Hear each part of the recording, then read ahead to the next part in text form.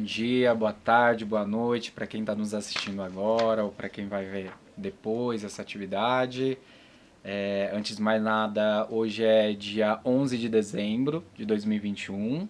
Estamos aqui com a galera do projeto Identidade e Saberes, da galera do Núcleo Criativo. Hoje a gente preparou uma atividade também de avaliação, né? Nós estamos dentro do projeto encerrando o nosso segundo ciclo das atividades, então a gente estava batendo um papo aqui, a gente está aqui com a Mirna, estamos aqui com o Carlos, nosso cameraman, estamos aqui com o Virgílio também, parceirão, Alex aliado TRX, aqui com a gente também, uma participação brilhante no nosso último podcast. WD também está aqui, daqui a pouco ele já encosta aqui com a gente. Antes de mais nada, agradecer vocês, né, por acompanhar. A gente estava fazendo um levantamento aqui, né, Mirna?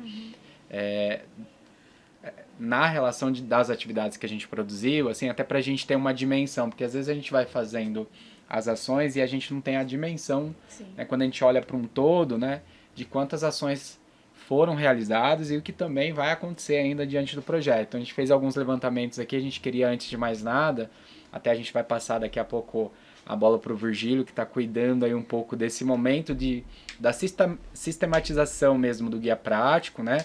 Trazendo um pouco essa potência da gente olhar um pouco para as coisas que a gente foi fazendo. Então acho que alguns dados são importantes para vocês e a gente poder trocar também a partir disso, tá? A gente considerou até então que a gente conseguiu 23 adolescentes que se envolveram com atividades do projeto, assim, quando a gente desenvolveram, participaram ativamente de alguma ação do nosso projeto, né? Então esse é um dado interessante, pensando um pouco nessa construção dialógica e à distância, né? O quanto a gente também foi construindo essas possibilidades, né? Foram 4 lives realizadas até o momento, né? Com as temáticas diversas, né? Tem algumas temáticas que a gente já estava para dentro do projeto para discutir, né? E a gente trouxe, e tem algumas que ainda estão nesse percurso, tá bom? Foram dentro da estratégia metodológica do estúdio de gravação, que a gente chama da metodologia poética musical. Acho que um dos resultados mais, enfim, da arte, da poesia. Numa lógica que a gente construiu um material de 16 produtos musicais, né? Então, um álbum musical do projeto, e aí dentro das músicas a gente já imagina uma diversidade de temas que a gente foi estabelecendo, trocando, né? Então um resultado muito bacana. Nosso querido Ru não está presente, mas com certeza faz parte desse processo, é um grande parceiro, né? E que a gente tem essa ideia de dar continuidade pela potência dessa estratégia. A gente também estamos indo para o nosso segundo podcast, né? Aí as ações mais de reuniões de planejamento, então a gente tem as nossas reuniões mensais de planejamento do núcleo criativo, que vai pensar as atividades, que vai pensar as ações, né? As reuniões com a FEAC também, das devolutivas, de perspectiva da gente qualificar o que a gente já faz, né? Sem contar todas as ações que acontecem na comunidade, né? A gente tem os nossos jovens educadores para dentro do projeto, que a gente não tem, inclusive não tem como quantificar quantas pessoas participaram de muitas ações ligadas à batalha de rima, e aí eu vou deixar que os meninos possam falar disso, né? E as ações na escola também, nessa perspectiva da linguagem, né? Seja da batalha ou do hip hop como um todo, assim. Então, algumas das ações que a gente foi construir nos encontros de saberes, a gente está indo para o nosso 5º encontro de saberes, né? Esse é um também. Então, só para dar um cenário do que o projeto foi caminhando nessa perspectiva do objetivo, que é construir um guia prático à distância, né? E dentro dessas metodologias, chegando no final do ano, a gente está aqui se propondo a olhar, né, para aquilo que a gente construiu, para a gente poder qualificar também as nossas próximas ações, né, e valorizar as potências até então que a gente fez. Beleza? Aí a gente está já fiz as honras das apresentações. A gente vai passar. O Virgílio, ele iniciou uma condição, uma atividade, agora ele vai contar para vocês o percurso dessa atividade. A ideia é que a gente role um bate-papo aqui a partir dessa proposta metodológica aí. Valeu, Paulinho, valeu, Mirna, Alex, WD, Carlos. e todos aí, né? A gente está aqui fazendo essa troca de ideia no sentido de mobilizar aí alguns aspectos, alguns pontos, né, dessas experiências, como foi para cada um, né, aquilo que marcou. Então a gente partiu dessa conversa, né, o que mais marcou cada um de nós aqui na vivência, né, do projeto Identidade Saberes. Isso foi muito curioso, né, porque surgem aí várias questões. Eu vou aqui fazer uma breve síntese, mas logo mais já passo também a palavra aí para a galera, né? E vamos nesse bate-bola, nessa troca de ideias e, enfim, enriquecer aqui a nossa troca. E com certeza isso fará parte, nos ajudará inclusive a resolver aí algumas questões que nós temos, né? Que é a materialização do nosso guia, né? Nosso guia de atividades aí com apoio, né, às ações com juventude, né? Um guia de atividades online. Muito bem, gente. Então partimos de uma primeira questão, né, daquilo que nos marcou e muitos temas, né, foram trazidos aqui hoje, como por exemplo a possibilidade de se expressar, de dizer, né, de falar, seja numa linguagem outra, né, não muito formal, mas poder se expressar numa poesia, numa música, numa arte, né, numa troca, numa batalha. Então a potência que isso tem, né, além de outros aspectos como é que a gente vai se diferindo, né, nesse momento tão complicado, né, se colocar como um ser pensante, crítico, diferir, diferir daquilo que está naturalizado, daquilo que está enraizado, alienado. Então falamos um pouco disso, a potência que esse projeto tem, né, capacidade também de nos mobilizar, né, elementos aí que alimentam sonhos, esperanças. Nesse momento aí, estamos aqui final de 2021, né, um ano bem tenso, né? Um ano bem difícil, mas que estamos aí sobrevivendo e nos colocando, né? Então o projeto ele permite também outro tema, outra palavrinha que surgiu foi a capacidade também da gente se aventurar, de gerar movimento, né? E isso tudo é muito bacana, né? Então veja, o projeto tem toda essa potência, né? E trouxe aí várias linguagens que nós fomos experimentando, criando, né? No meio desse furacão. Né? E a ideia aqui é a gente trocar um pouquinho, cada um ficou aí com um tema para problematizar, para pensar, né? Para refletir, dentro das atividades que a gente foi se envolvendo. Né? Nós temos aí 3 aspectos norteadores aqui para a nossa conversa. Um primeiro aspecto diz respeito à intencionalidade de cada atividade que a gente foi produzindo, que a gente foi tocando, desenvolvendo. Né? Intencionalidade aqui não só no sentido da intenção, mas no sentido de como que a gente enfrenta a neutralidade e se coloca como sujeito, né? Um sujeito que ao se implicar também se transforma com as vivências, né? Então todo mundo aqui vai vivenciando, experimentando, né, efeitos disso, né? Então assim, qual a intencionalidade das ações que nós fomos produzindo? Outro ponto, né? Quais as estratégias para desenvolver? Às vezes a gente cria estratégias, né, mas as minhas estratégias não servem para o outro, né? O outro precisa construir as suas próprias, mas a troca enriquece o nosso repertório e nos coloca aí com um leque de possibilidades, né, para a gente pensar o desafio que é trabalhar, por exemplo, online com jovens, pensar ações, né, trazer essa galera para estar, né, em sociabilidade, em convivência, e produzindo, né, que esse é o nosso principal ponto. E última questão que nós falaremos aqui também diz respeito então à potência, né? A potência no sentido da atividade, como é que ela, né, o que ela gera em termos de efeito em quem está ali se propondo a ela, como também as pessoas que são, né, de algum modo atingidas por ela. Então vou passar a bola aqui, vamos dar espaço, né, para os nossos sujeitos desse processo, que são jovens participantes deste projeto, né, e não só participantes como responsáveis por toda essa bagunça aqui, né? Então vou passar aqui primeiro para Mirna, né, com a palavra às mulheres, né? Tá aí, seja bem-vinda. Que honra, né? hein? Opa! Muito obrigada. Eu fiz uma análise sobre a live que a gente fez ao decorrer do projeto e o podcast que a gente começou a fazer, se vai ser o nosso segundo.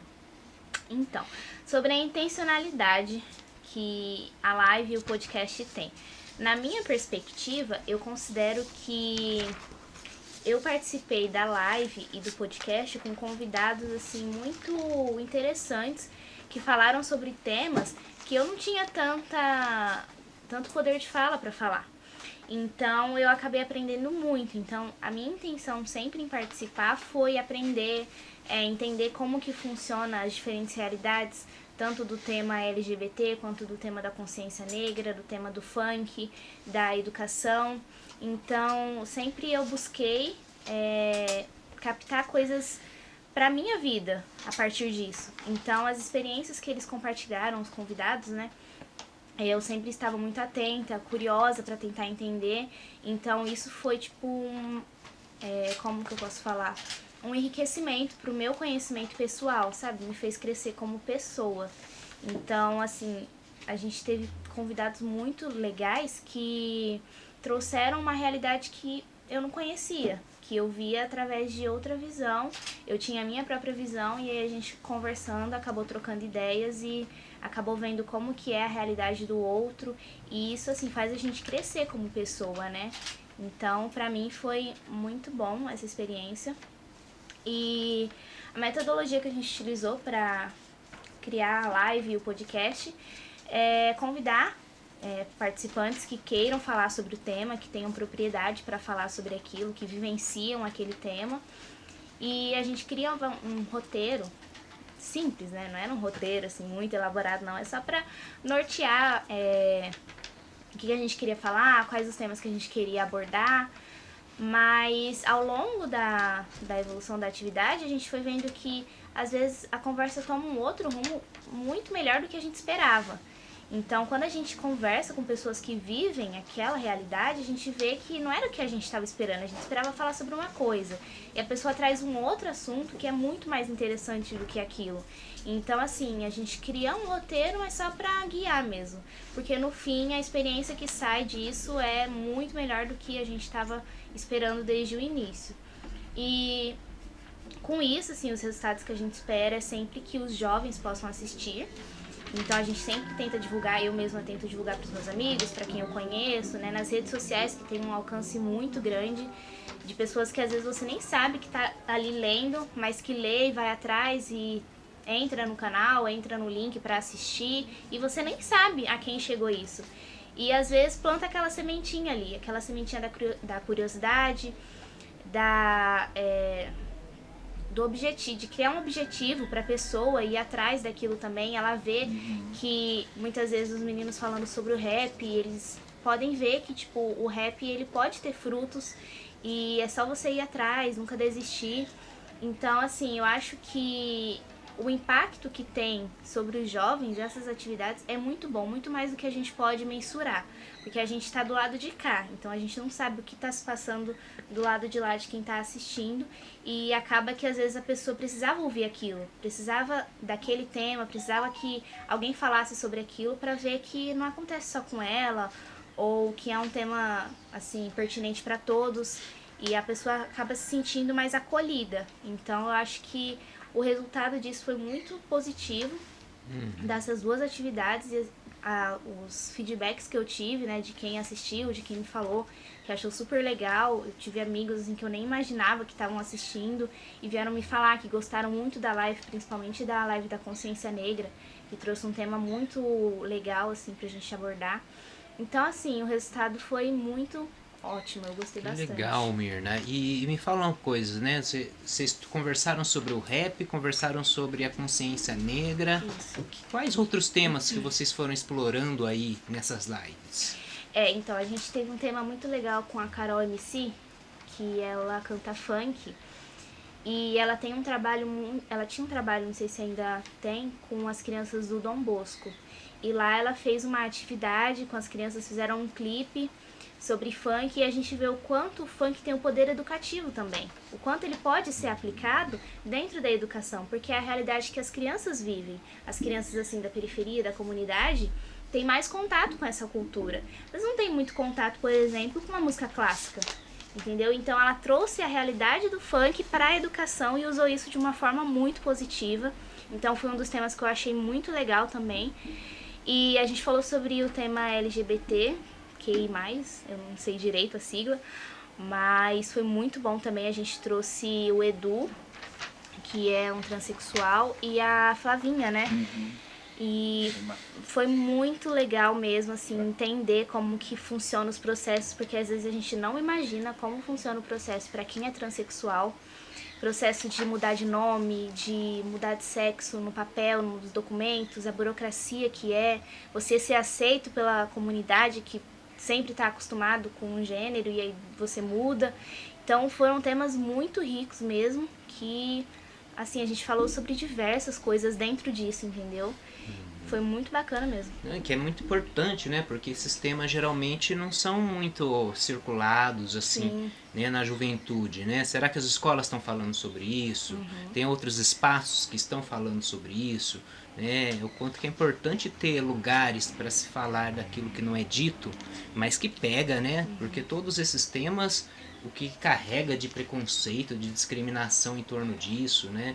De falar do racismo, do preconceito, a questão da orientação sexual, né? A forma como as pessoas orientam seus desejos, né? Do próprio rap, né? Que é criminalizado, marginalizado, o funk, né? Bom, e como que é isso, né? Como que é falar dessas coisas que quase não tem espaço, né?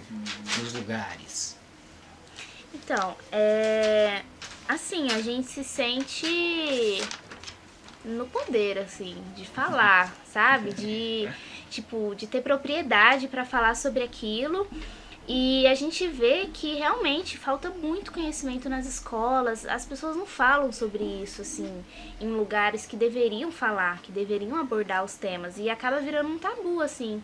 E a gente poder falar sobre isso, a gente poder bater nessa tecla, traz uma sensação muito boa. De, tipo assim, falar o que você está sentindo, falar o que você vive, mostrar para todo mundo qual é a realidade que você vive, e através dos relatos, através dos diálogos também. Então, assim, é uma sensação muito boa de liberdade, de poder falar sobre as coisas, entendeu? Isso foi muito positivo também para a nossa experiência no projeto. E em tempos, né, de tantas censuras, né, onde não se pode dizer o que pensa, né, quanto é importante, né, espaços para a juventude se posicionar, se colocar, né, e trazer os ditos que não podem ser ditos, né? Muito bacana, Mirna, a tua experiência, né? Foi muito legal mesmo, muito rico. Muito show. Passando aqui para Alex. E aí, Alex, como que é a tua experiência nessa vivência do projeto?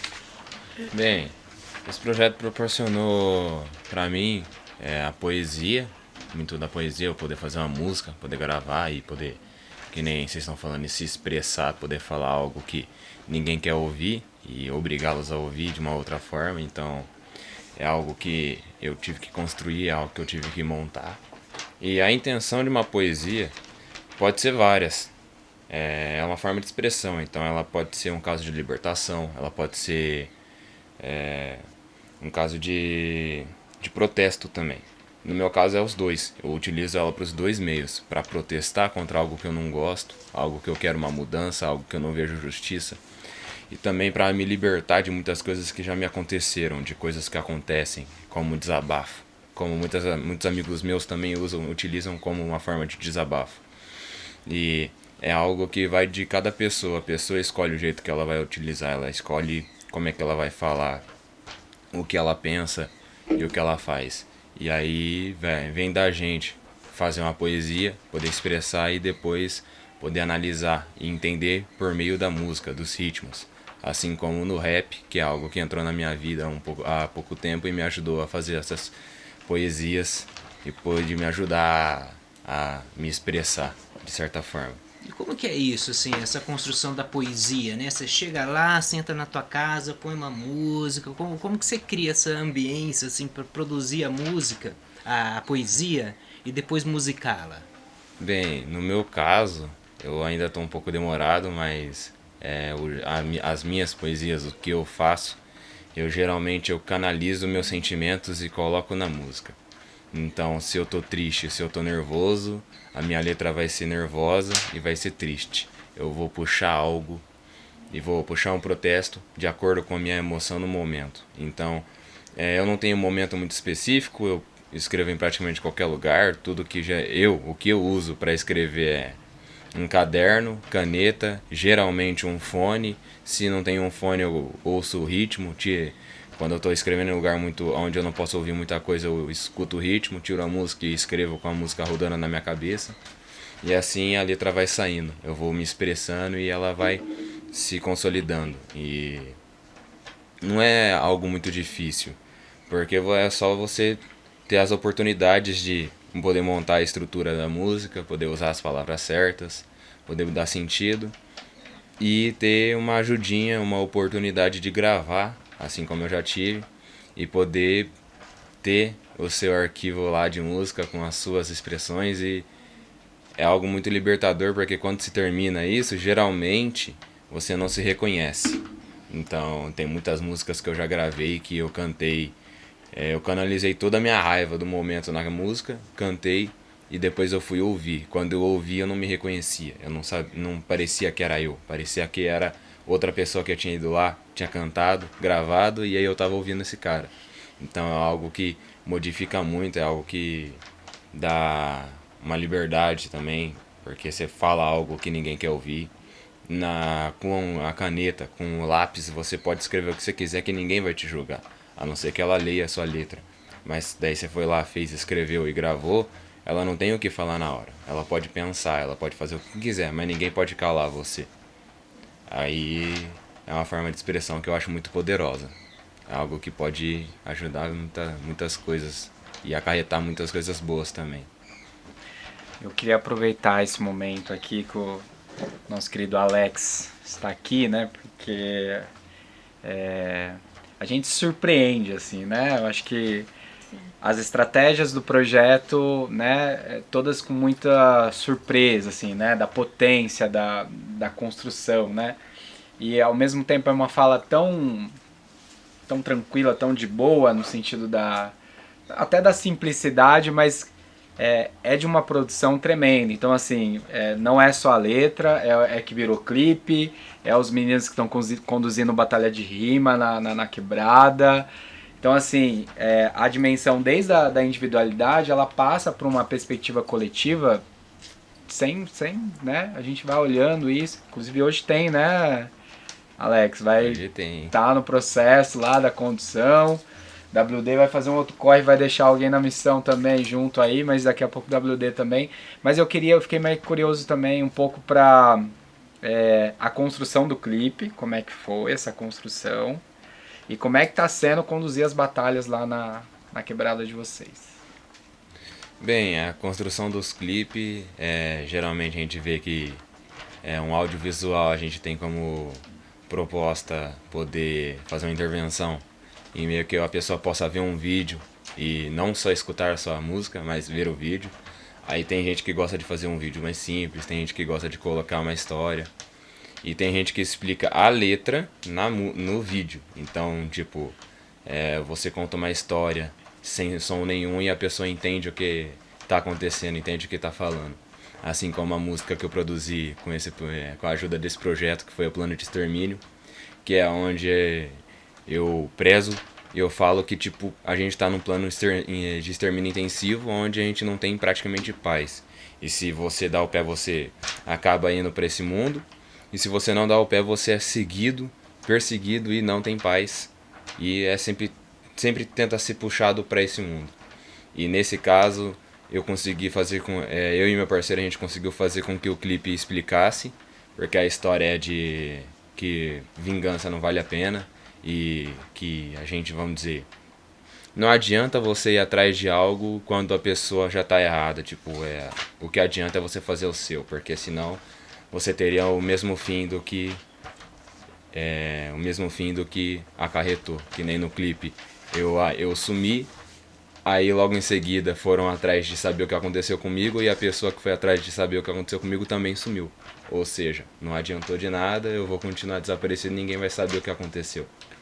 E aí você vê, tipo, explicando, não adianta, não tem muito o que fazer. Se a gente for fazer na ignorância, jogar com a mesma moeda, a gente tem que jogar com inteligência, a gente tem que fazer, a gente tem que colocar em prática uma estratégia inteligente, onde a gente vai debater com palavras e não com a mesma reação. Violência se combate mais com inteligência do que com violência. E você acha que o rap, né, ele é um meio de subversão dessa desigualdade, dessa reprodução? Tem como subverter esse mundo aí? Tem, eu quando eu comecei a ouvir rap, muitas das letras que eu escutava, no início eu não entendia, porque sempre falava sobre, vamos dizer, as que eu escutava falavam muito sobre o mundo do tráfico, o mundo das comunidades, a parte ruim, o que acontece todo santo dia. E é algo que na época eu não entendia, eu achava que tipo não era essas coisas, porque a gente sempre vê filme e fala, aquilo acontece no filme, mas na vida real é diferente e tal. Só que com o passar do tempo, que eu fui me aprofundando no tema, e ouvindo mais rap e podendo entender as letras, eu comecei a ver que a realidade que eles estavam falando, tudo que eles diziam, a cada palavra, a cada vez mais acontecia comigo. Então a cada verso que o cara dizia, hoje aconteceu isso, isso e aquilo, acontecia a mesma coisa comigo. A opressão, a repressão, a desigualdade, o fato de você enxergar alguém passando fome e não poder ajudar, o fato da gente ter que correr atrás da nossa vida, ter que trampar e não poder deixar isso na mão de ninguém.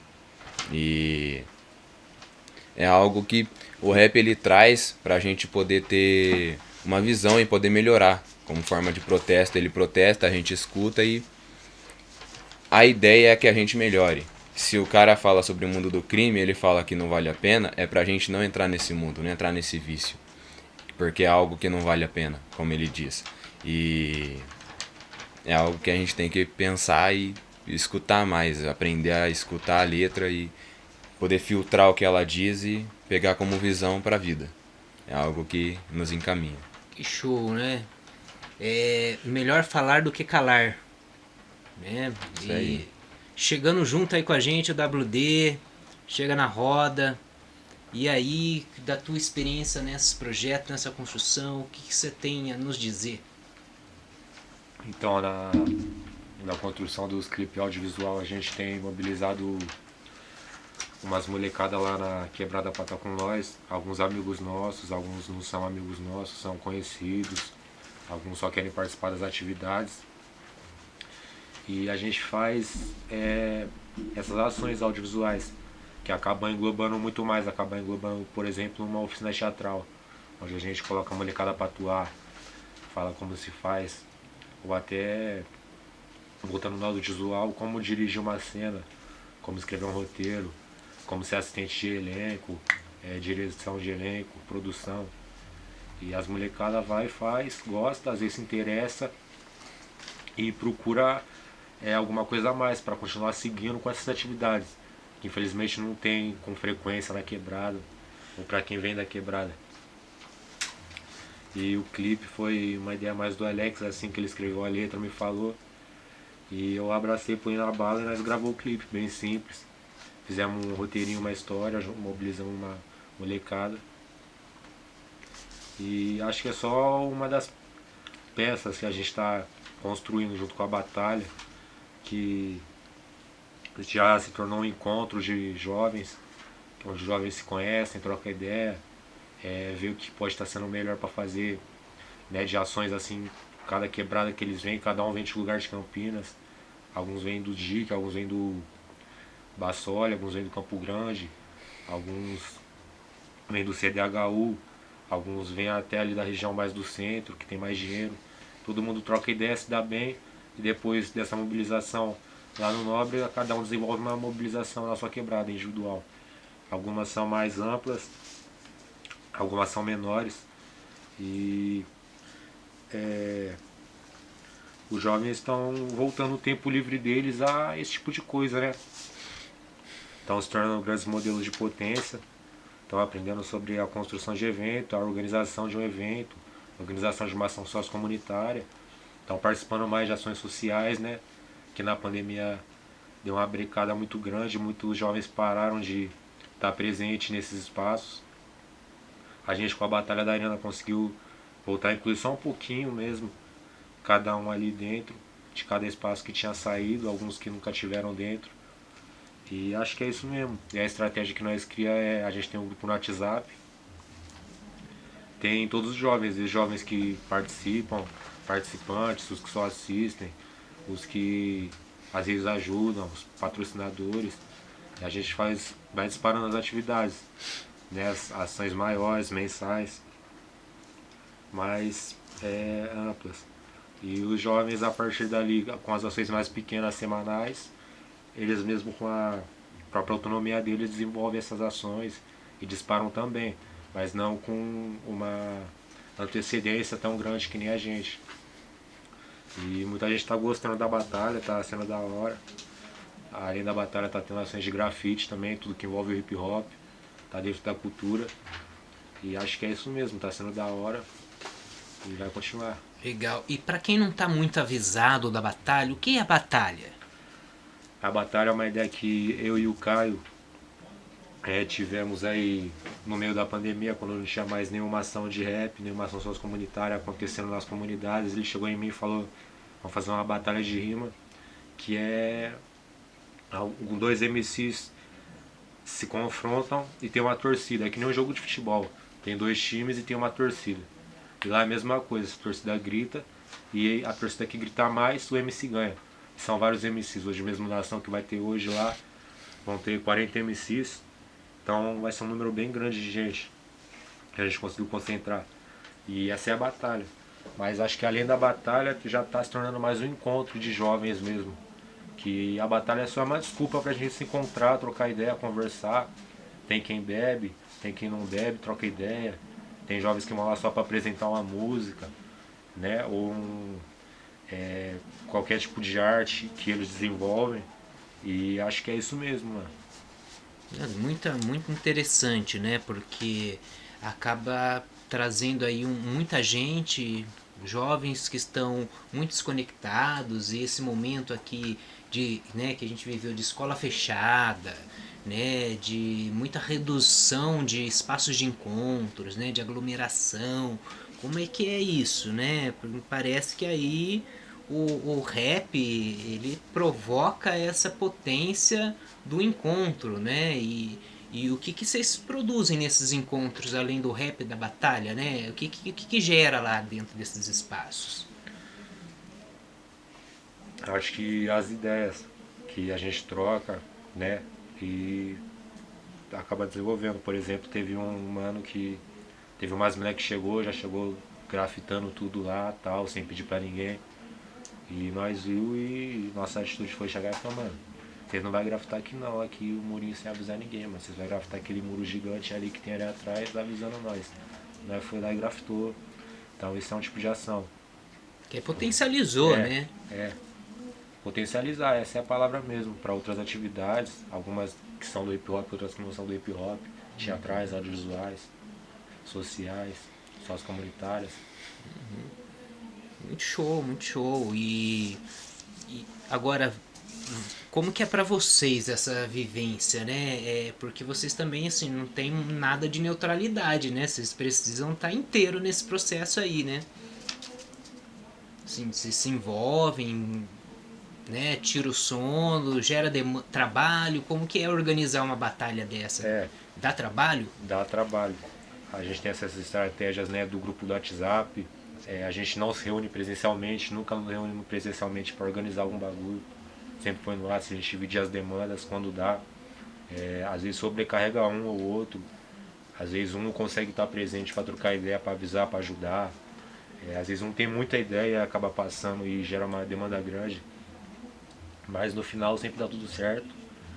E é essa estratégia mesmo de criar flyers de divulgação e divulgando nos grupos do WhatsApp, no grupo principal, os jovens vão divulgando ali entre eles. E a gente divulga tudo pela internet, e às vezes é pela boca mesmo, vai ter uma batalha ali, vamos encostar, vai ter um evento ali no Nóbrega. E acho que é isso mesmo, mano. E tem várias formas de participar. Se eu não quiser ser um MC na batalha, eu posso estar lá colado, de um outro modo, do outro jeito. É, você pode ir lá pra só assistir, ir com a sua mina, ficar lá, tirar uma distração, ou apresentar um som, apresentar alguma arte que você desenvolve, só torcer ali, pá. Às vezes tem uns pessoal que vai lá só pra beber um drink, né? Então você não precisa ser necessariamente um MC lá e rimar, você só pode estar lá e você já vai estar participando, torcendo na torcida, né? Ou ali junto, somando na quantidade de pessoas, fazendo um grafite. Muito show, né, gente? Eu acho que traz uma potência gigante, né? E é isso, né? É um campo de um protesto, mas é um campo também de uma liberdade, de uma criação, lugar de cultura, né? Parece que cabe lazer, cabe muita coisa aí, né?